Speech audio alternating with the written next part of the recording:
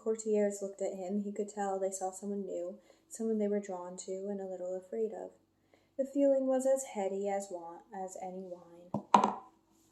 Then the procession arrived, clad like a conquering army. They were draped in teeth and bone and skins, with Orla leading them. She wore a gown of stingray, and her black hair was threaded with pearls.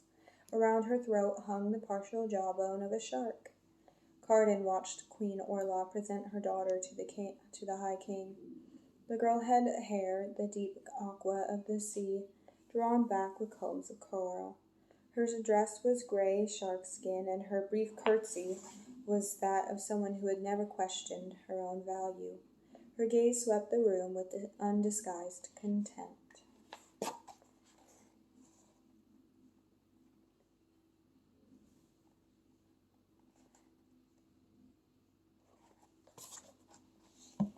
He watched as Belkin swooped to her side, doubtless making light, charming conversation, full of little compliments. He saw her laugh. Prince Cardan bit into one of the raw, wriggling shrimps. It was foul. He spat it onto the packed dirt floor. One of the undersea guards eyed him, obviously feeling that this was an insult. Cardan made a rude gesture, and the guard looked away. He secured himself a large plate of oatcakes slathered with honey, and was dunking them into tea when Princess Nikasa wandered over to him. He paused mid-chew and hastily swallowed. "You must be Prince Cardan," she said. "And you're the Princess of Fishes," he sneered, making sure she knew he wasn't impressed, "over whom everyone is making such an enormous fuss." "You're very rude," she told him. Across the floor, he saw Princess Kayla rushing toward them, her corn silk hair flying behind her, too late to prevent the international incident that was her youngest brother. I don't know how to pronounce her name either, by the way. So, I don't know if her name's Kayla or C. I don't know. It's a C. And that's all I know. So, I'm going to pronounce it Kayla, but if you know this book and you see the name and you know how to say it, comment that one below too, because I don't know what it's supposed to be pronounced like. I have many other, even worse qualities.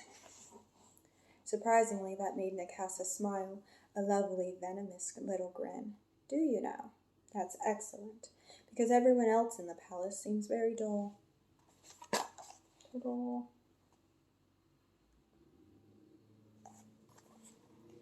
Understanding came to him all at once.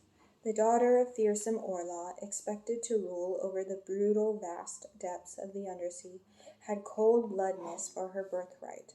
Of course she would despise empty flattery and have contempt for the silly fawning of his siblings. He grinned back at her, sharing the joke. At that moment Princess Kayla arrived, her mouth open, ready to say something that might distract their honored guest from her wretched younger brother, who might not be so tame after all. "Oh, go away, Kayla," Cardan said before she had a chance to speak. "The sea princess finds you wearisome." His sister closed her mouth abruptly, looking comically surprised. Nikasa laughed. For all the charm and distinction of his siblings, it was Cardan who won the undersea's favor. It was the first time he'd won anything. With Nikasa by his side, Cardan drew others to him, until he formed a malicious little foursome who prowled the aisles of Elfhame looking for trouble. They unraveled precious tapestries and set fire to part of the crooked forest. They made their instructors at the palace school weep, and made courtiers terrified to cross them. Valerian, who loved cruelty the way some folk love poetry. Locke, who had a whole empty house for them to run amok in, along with an endless appetite for merriment. Nikasa, whose contempt for the land made her eager to have all of Elfhame kiss her slipper, and Cardan, who modeled himself on his eldest brother and learned how to use his status to make folk scrape and grovel and bow and beg, who delighted in being a villain. Villains were wonderful. They got to be cruel and selfish, to preen in front of mirrors and poison apples, and trap girls on mountains of glass. They indulged all their worst impulses, revenged themselves for the least offense, and took every last thing they wanted. And sure, they wound up in barrels studded with nails, or dancing in iron shoes heated by fire. Not just dead, but disgraced and screaming. But before they got what was coming to them, They got to be the fairest in all the land.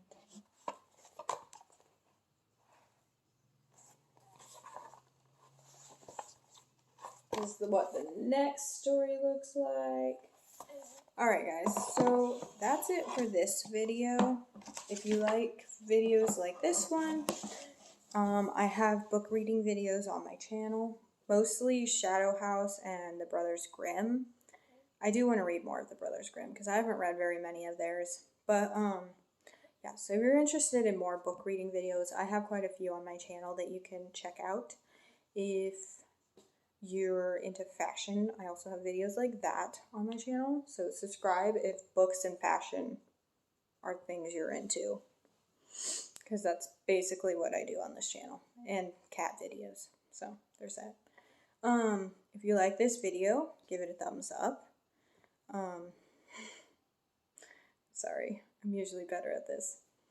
And yeah, thank you for watching, and have a good day or night.